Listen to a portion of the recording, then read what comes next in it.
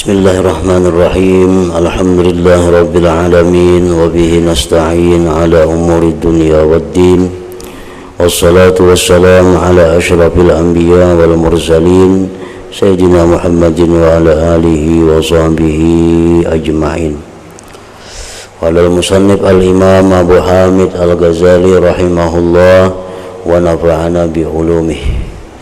Fahadha huwa sababu fi qusuril afham an ma'rifatillahi ta'ala wa dhamma ilaihi anna al-mudrakat kullaha allati hiya syahidatun 'ala Allah innama yudrikuha al-insan bis-siba inda faqdil aqal thumma tabdu minhu gharizatul aqli qalilan qalila wa huwa mustaghriqul ham bi syahawatihi wa qad anisa bi mudrakatihi wa mahsusatihi wa alifaha fasakata waquha an qalbi bitulil uns walidzalika idza ra'a ala sabilil faj'ati hayawanan ghariban aw nabatan ghariba aw fi'lan min af'alillahi ta'ala khaliqan lil 'adab ajiba in taraka lisanuhu bil ma'rifah tab'a wa qala subhanallah wa huwa yalatulan nahar nafsahu wa a'dha'ahu wa sa'il hayawanat al-ma'lufah kullaha wa kulluha syawahidu qati'atun la yahissu bi syahadatiha litulil unsi wa la qurida akmahu wa la ba'akilan summan kasya'at ghishawatu 'ainihi famtadda basaru ila as-sama wal ard wal ashjar wan nabati wal hayawan daf'atan wahida ala sabilil faja'ah la khifa ala aqlihi ayyan bahira li idhami ta'ajjubihi min syahadati hadhil ajaib li khaliqiha.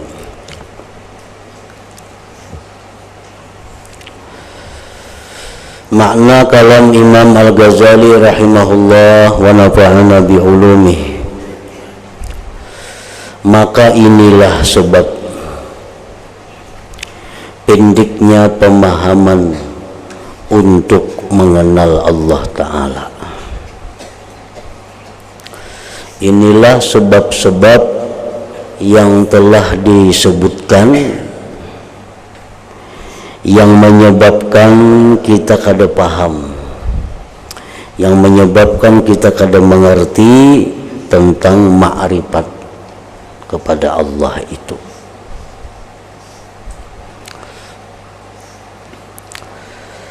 Telah disebutkan oleh Imam Ghazali salah satu di antara sebab yang membuat kita ini kada mampu ma'rifat kepada Allah, salah satu sebabnya adalah karena Allah Ta'ala itu maha nampak, Allah Ta'ala itu maha zahir. Daripada saking nampaknya Allah Ta'ala sehingga kita kada mampu untuk mengenalinya, kita kada mengerti tentang ma'rifat kepadanya. Di antara sebabnya lagi yang membuat kita ini kada mengerti, kada paham tentang ma'rifatullah adalah karena kelemahan mata hati kita. Kelemahan mata hati kita.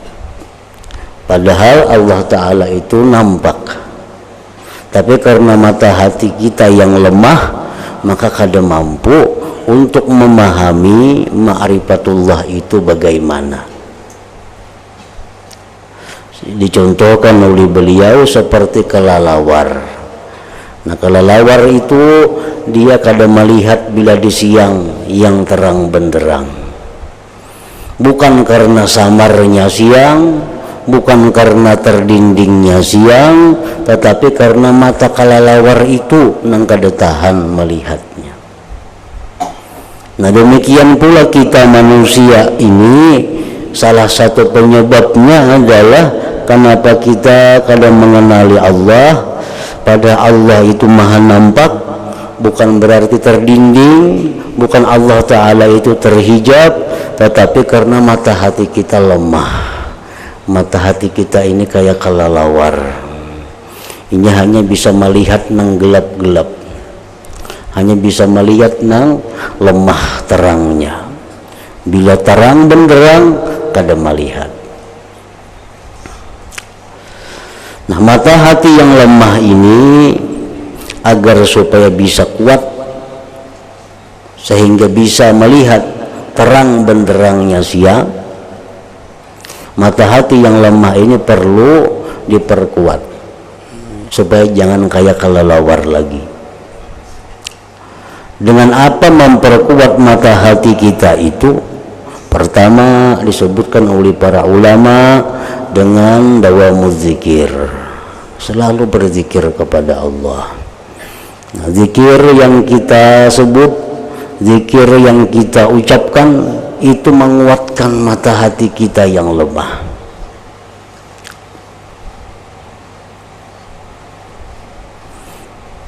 Yang kedua, tafakkur. Tafakkur itu pula menguatkan mata hati kita. Yang ketiga, hudur majlisil ilm, hadir di pengajian-pengajian yang membahas tentang itu memperkuat juga. Bila sudah kita banyak berzikir, bila sudah kita banyak bertafakur, bila mana sudah kita selalu menuntut ilmu, nah maka mata hati yang lemah tadi jadi kuat. Mata hati kita sudah kuat, kita bisa melihat yang terang benderang, kita bisa ma'rifat kepada Allah subhanahu wa ta'ala.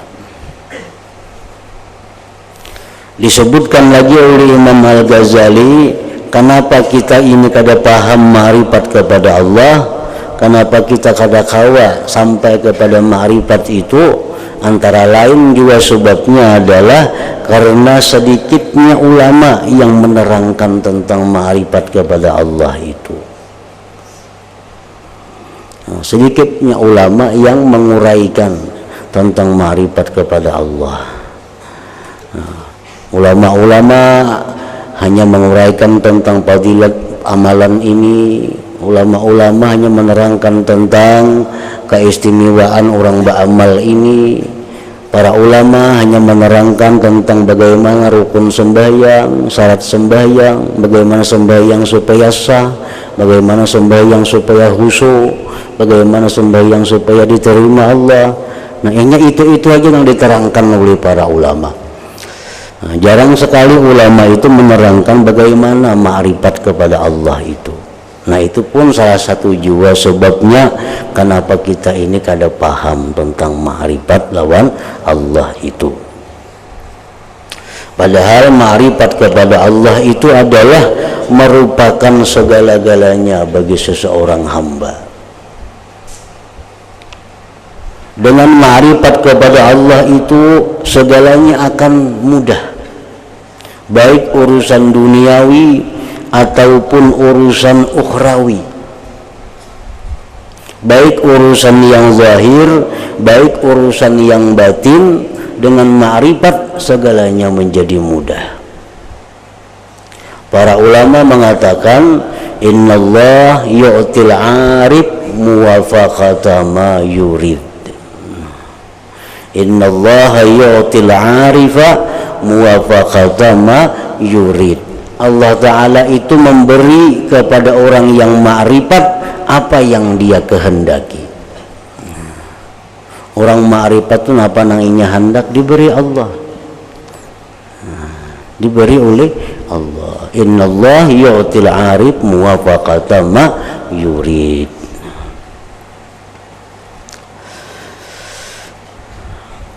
Kurangnya penjelasan tentang ma'rifat itulah salah satu juga sebab kita kada tahu, kita kada mengerti apa itu ma'rifat kepada Allah. Padahal tadi dengan ma'rifat itu kita akan mudah mencapai apa yang kita mau. Itu salah satu faedahnya ma'rifat. Orang yang ma'rifat kepada Allah, setiap napasnya, setiap yang dipandangnya, setiap yang didengarnya adalah zikir kepada Allah. Orang ma'rifat kepada Allah, napas keluar masuk itu zikir. Apa yang dipandangnya itu adalah pandangan matanya itu zikir, pendengaran telinganya itu zikir. Nah ini orang yang ma'rifat kepada Allah. Orang yang ma'rifat kepada Allah itu tidak ada lagi di dalam hatinya itu dendam. Kada ada dendam. Orang yang ma'rifat kepada Allah di dalam hatinya kada ada sifat dendam. Maka sifat dendam ini adalah salah satu sifat yang membuat keruh kehidupan kita. Orang tu ada menyimpan dendam itu kada mau tenang. Kada mau tenang. Nah, kalau ma'rifat kepada Allah kada ada dendam di dalam hatinya. Kada ada. Orang yang ma'rifat kepada Allah kada akan ada dengki dalam hatinya. Kada akan ada dengki. Sedangkan dengki ini juga merupakan sifat yang membuat kita susah. Dengki itu membuat kita ini sulit, membuat kita ini gelisah. Kalau kita ma'rifat lawan Allah, kada ada dengki. Kada ada dengki. Orang yang ma'rifat kepada Allah itu kada ada taubih, kada ada mencela, meniwas, kada ada. Ngapa hitam nangka itu? Maka sudah kupadahi, jaku jangan apa masih digawi. Maka sudah berapa kali ku mengingati ikam. Nah itu meniwas ngarannya. Nah kalau orang ma'rifat lawan Allah itu kada mau meniwas.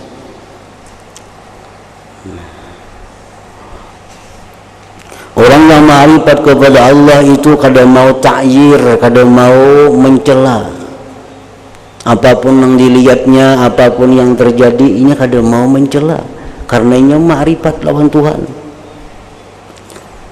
Nah jadi itu faidah ma'rifat lawan Allah.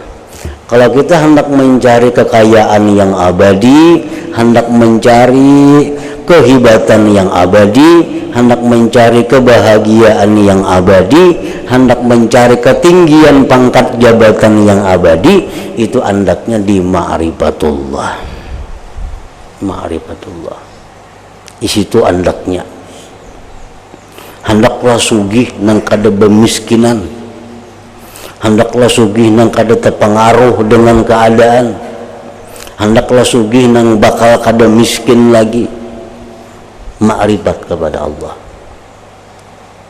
Hendaklah punya kedudukan yang tinggi, yang semua orang akan memuliakan kita, seseorang akan tunduk patuh kepada kita. Ma'rifat kepada Allah. Hendaklah hidup ini bahagia, hendaklah rumah tangga rukun, damai, tentram. Ma'rifat kepada Allah. Nah jadi ma'rifat itu semuaan sebenarnya di situ. Hendaklah rezeki luas, ma'rifat kepada Allah. Hendaklah orang ketujuh lawan seorang, ma'rifat kepada Allah. Jadi ma'rifat ini miftahu kulli syai, kunci dari tiap-tiap sesuatu. Kunci tiap-tiap sesuatu. Nah, dari sekian banyak faidah ma'rifat tadi, yang paling utama adalah faidah ma'rifat itu hubbullah, cinta kepada Allah. Ini yang utama. Karena kita kada mungkin cinta kepada Allah amun kada ma'rifat pendahulu. Mun kita kada mengenali Allah, kada mungkin kita cinta kepada Allah. Nah, ini yang paling penting, yang paling tinggi faidahnya ma'rifat itu kawa mencintai Allah.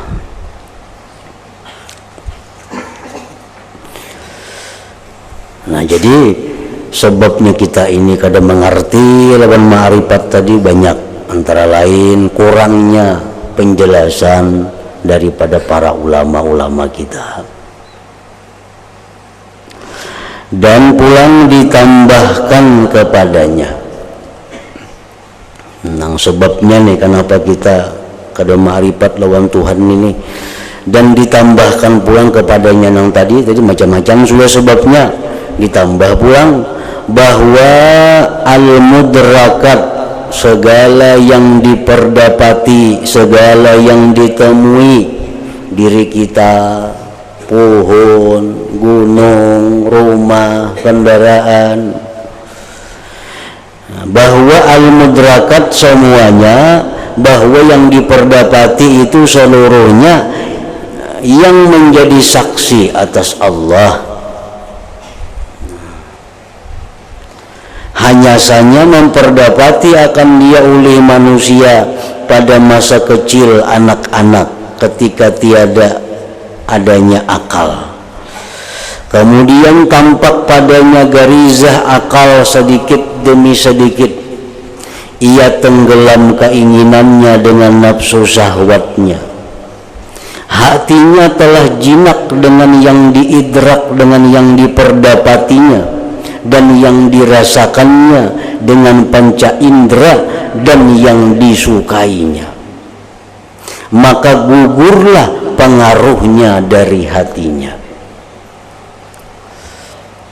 Nah, sebenarnya nang kita lihat, nang kita perdapati diri kita, yang paling parah diri kita. Kita mulai kekanakan, mulai belum berakal sampai berakal, tahu bahwa diri kita ini macam ini. Kita kan tahu bahwa sebenarnya diri kita ini adalah saksi atas Allah. Mulai kanak-kanak kita kada diajari bahwa diri kita ini saksi, bukti atas kehebatan Allah. Kita kada diajari mulai kekanakan itu.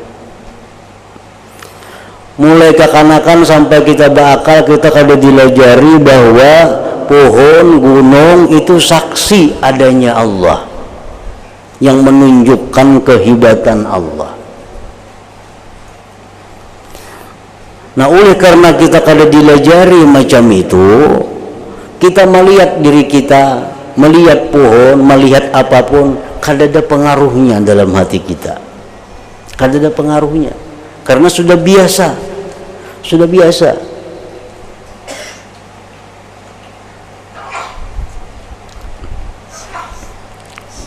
Disebabkan lamanya kejinakan hati. Hati sudah jinak. Kita tahu pohon itu pohon, mulai kekanakan. Diri kita tahu macam ini. Tiap hari kita lihat macam itu. Nah, oleh karena itulah apabila ia melihat secara tiba-tiba pada hewan yang ganjil atau tumbuh-tumbuhan yang ganjil atau sesuatu perbuatan dari perbuatan-perbuatan Allah Ta'ala yang di luar kebiasaan, yang mengherankan, niscaya terucaplah lidahnya dengan makrifat secara tabiat, yaitu ucapan subhanallah. Ada kita melihat yang belum pernah kita lihat, yang belum pernah kita bayangkan. Ada binatang yang belum pernah ada terkenal. Ada binatang nangka ini sekalinya. Lalu kita karena melihat ini ganjil, melihat ini hanyar, lalu tak ucap di mulut kita subhanallah, maha suci Allah. Hanyar aja kita makrifat. Bila melihat nang ganjil, hanyar kita makrifat. Padahal tubuh kita ini sendiri penuh dengan keganjilan-keganjilan. Tubuh kita ini penuh dengan keganjilan-keganjilan. Mulai mata, periksa aja mata, penuh dengan keajaiban. Tangan penuh dengan keajaiban. Tapi karena ini kada dirasakan, hari-hari kita temui, jadi kebiasaan, lalu kada tak ucap subhanallah. Orang melihat tangan adalah subhanallah, karena hari-hari melihat tangan. Padahal kalau mau berpikir, bahwa tangan kita ini penuh dengan keajaiban. Tapi karena kada berpikir, karena sudah menjadi kebiasaan, sudah jinak.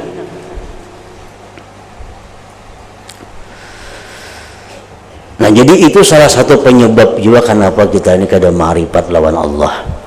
Karena kita mulai kekanakan sampai kita berakal, kita kada diberitahu yang demikian, Lalu kita akhirnya jadi kebiasaan melihat sesuatu. Kalau melihat nampina aneh, hanya ada subhanallahnya. Padahal setiap kita buka mata, kita sudah melihat keanehan ciptaan Allah Subhanahu wa ta'ala.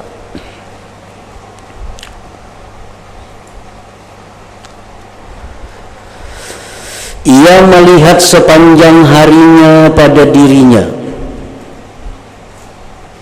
anggota-anggotanya, dan sekalian hewan yang jinak. Semua itu adalah saksi-saksi yang memutuskan bahwa Allah Ta'ala itu maha kuasa, bahwa Allah itu maha berkehendak, bahwa Allah Ta'ala itu maha hidup, bahwa Allah Ta'ala itu maha segala-galanya. Yang tidak dirasakan kesaksiannya, nah, kita kadang merasa itu jadi saksi karena lamanya kejinakan dengannya, karena kita sudah jinak, sudah tak biasa.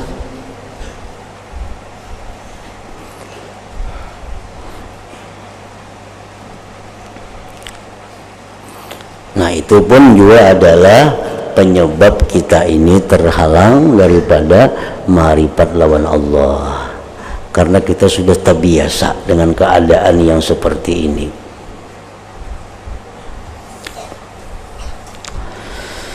Jikalau diumpamakan anak yang lahir buta telah sampai dewasa dan berakal, kemudian tersingkap gelap yang menutupi matanya, lalu ia memandang jauh ke langit, ke bumi, ke pohon-pohonan, tumbuh-tumbuhan, dan hewan dengan pandangan yang secara tiba-tiba, niscaya dikhawatirkan pada akalnya akan kalah goyah karena rasa heran dari menyaksikan keajaiban-keajaiban dari sang penciptanya Allah Subhanahu wa ta'ala.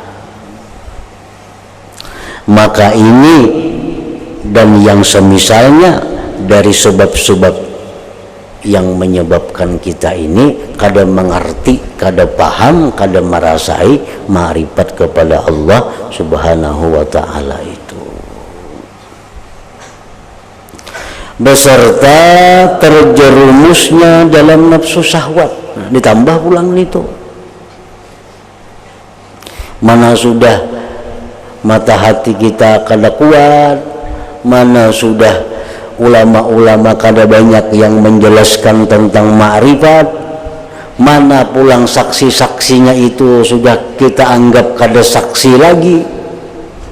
Ditambah pulang pikiran kita ini hanya untuk meluluskan nafsu syahwat. Ditambah pulang itu hari-hari yang kita pikirkan kena makan apa, yang kita pikirkan kena kemana, yang kita pikirkan belanja apa, yang kita pikirkan membangun apa, yang kita pikirkan guring di mana, yang kita pikirkan semuaan yang dipikirkan tentang meluluskan hawa nafsu kita. Nah, itu menambah lagi halangan kita untuk ma'rifat kepada Allah. Beserta terjerumusnya dalam nafsu syahwat adalah yang menutup atas makhluk jalan terang dan cahaya-cahaya ma'rifat dan berenang di dalam lautannya yang luas. Maka manusia dalam mencari ma'rifatullah seperti bingung yang dijadikan contoh. Manusia ini mencari ma'rifat kepada Allah itu macam bingung. Padahal jakanya mau berpikir dalam dirinya sendiri bisa inya ma'rifat kepada Allah. Kada sejauh-jauh. Man arafa nafsahu arafa rabbahu. Orang nang hakun mengenali dirinya, dia akan ma'rifat kepada Allah. Cuma tadi barang nang sudah ada bertahun-tahun ini sudah jinak tuh kada terasa lagi keanehannya, kada terasa lagi keajaibannya.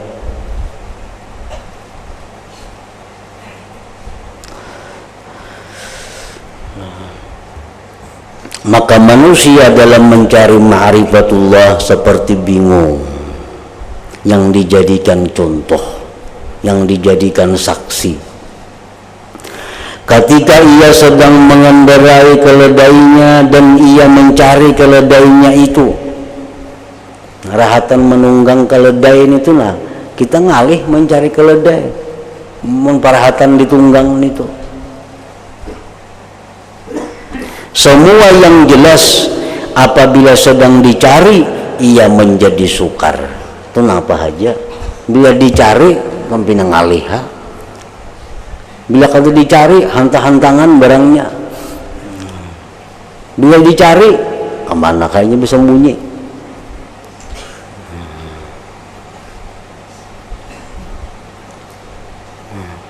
Maka inilah rahasianya urusan ini. Inilah rahasianya urusan ini. Jadi ma'rifat kepada Allah itu sebenarnya kada sulit, sebenarnya kada susah, amun kita mau untuk mendapatkannya. Untuk mendapatkannya. Maka inilah rahasianya urusan ini. Dan hendaknya supaya ditahkikkan urusan ini, urusan ma'rifat ini hendaknya supaya bujur-bujur dikerjakan. Urusan ma'rifat ini hendaknya bujur-bujur dipelajari. Urusan ma'rifat ini hendaknya bujur-bujur didapatkan.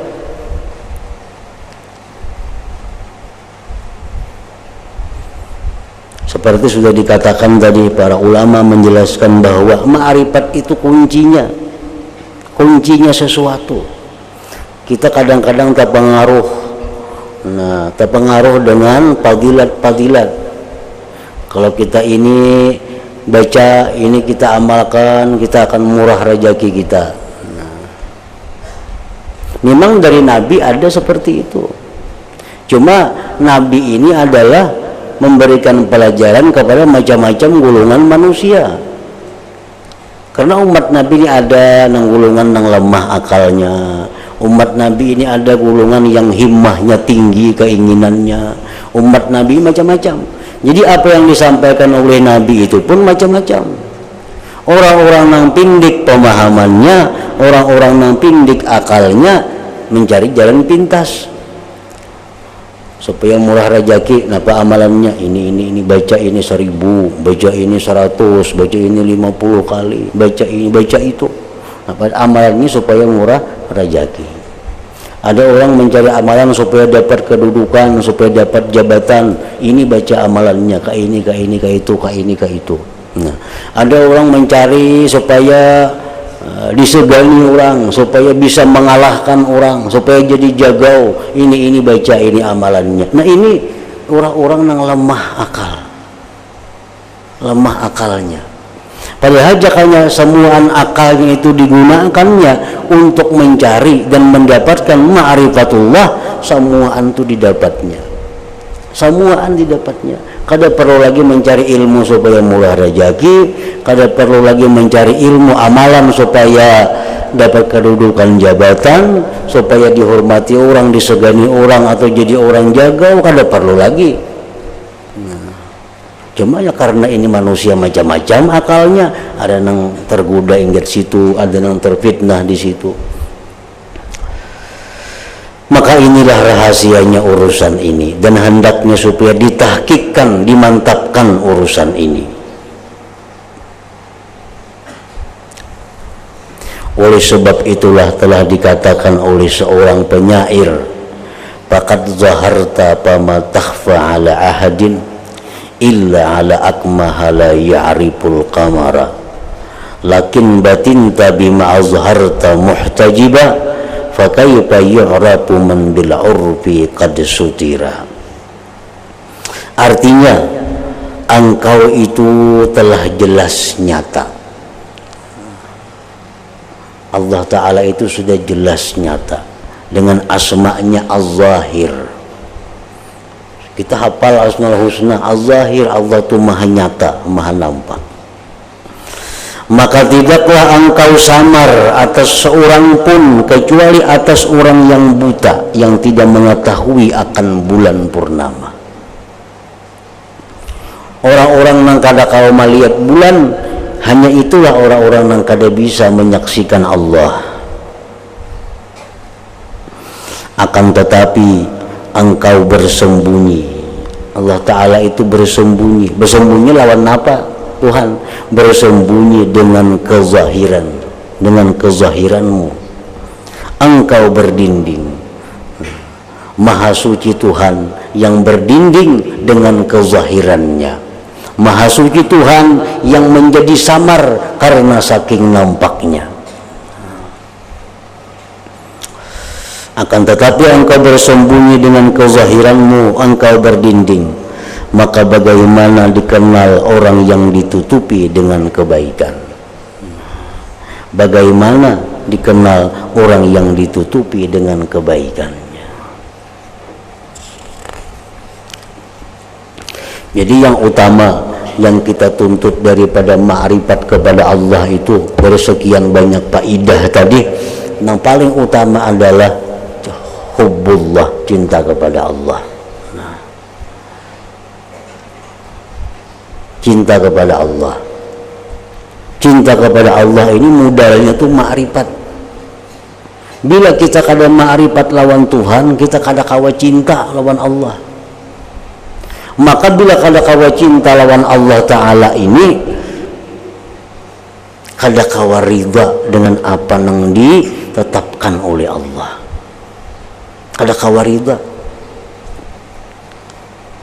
Sedangkan ridha kepada Allah merupakan bagian yang terpenting daripada keimanan seseorang, daripada kehambaan seseorang. Ya Tuhan, siapa yang kada ridha lawan aku, cari Tuhan selain aku. Kawalah kita ridha lawan Tuhan terhadap apa yang diputuskannya kepada kita, kalau kada cinta lawan Tuhan. Cinta, orang yang cinta selalu setuju dengan apa yang diputuskan kekasihnya. Kalau cinta lawan Tuhan, kalau kada ma'rifat kada kawa. Nah, jadi ma'rifat itu yang mesti ditahqiq. Ma'rifat itu yang mesti kita himati, yang mesti kita pelajari. Kayak apa caranya supaya kita merasakan bahwa Allah Ta'ala itu ada. Kayak apa caranya supaya kita kawa merasakan bahwa seluruh yang ada ini adalah perbuatan daripada Allah Subhanahu wa Ta'ala. Nah, itu yang kita cari. Nah, selama kita kada kawa merasakan bahwa yang ada ini adalah ciptaan Allah, selama kita kada kawa merasakan bahwa yang ada ini adalah ciptaan Allah, maka sifat-sifat yang kada baik itu kada kawa kita buang. Ada aja dendam lawan orang, ada aja dengki lawan orang, ada aja mencela orang, ada aja meniwas orang dalam hati kita. Selama kita belum bisa merasakan bahwa yang ada ini adalah af'al daripada Allah Subhanahu wa Ta'ala. Nah, kamu sudah kita merasa kawa apa yang kita lihat, apa yang kita dengar, apa yang kita rasa bahwa itu adalah perbuatan Allah, nah kawa tuh hilang. Nah, apa kita dendam lawan orang? Orang tuh adalah daya upaya lawan kita hendak berbuat kada baik kada ada. Buat apa kita dengki lawan orang? Orang itu adalah daya upaya kada ada. Maulah kita mencela orang, orang itu adalah daya upaya kada ada. Maulah kita meniwas orang, orang itu kada ada daya upaya selain daripada daya upaya Allah Subhanahu wa Ta'ala. Nah, jadi merasa akannya itu ngarannya adalah bagian daripada ma'rifat kepada Allah. Itu yang kita tuntut, itu yang kita pelajari. Kayak apa supaya kau merasai yang ada ini adalah ciptaan Allah Subhanahu wa Ta'ala. Amun tahu semuaan kita, tahu semuaan, yakin semuaan bahwa yang ada ini adalah perbuatan Tuhan. Itu tahu semuaan. Nah, cuma kita kadang-kadang merasai. Kenapa sebabnya? Karena terhalang dengan sebab-sebab yang tadi.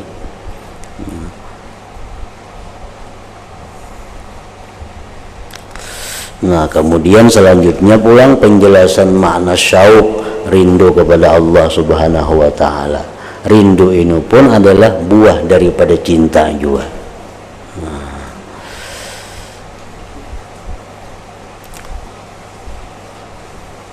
الفاتحة إلى حضرة النبي عليه الصلاة والسلام. إياك نعبد وإياك نستعين اهدنا الصراط المستقيم صراط الذين أنعمت عليهم غير المغضوب عليهم ولا الضالين آمين. فيا أيها الراجون من شفاعة صلوا عليه وسلموا تسليما.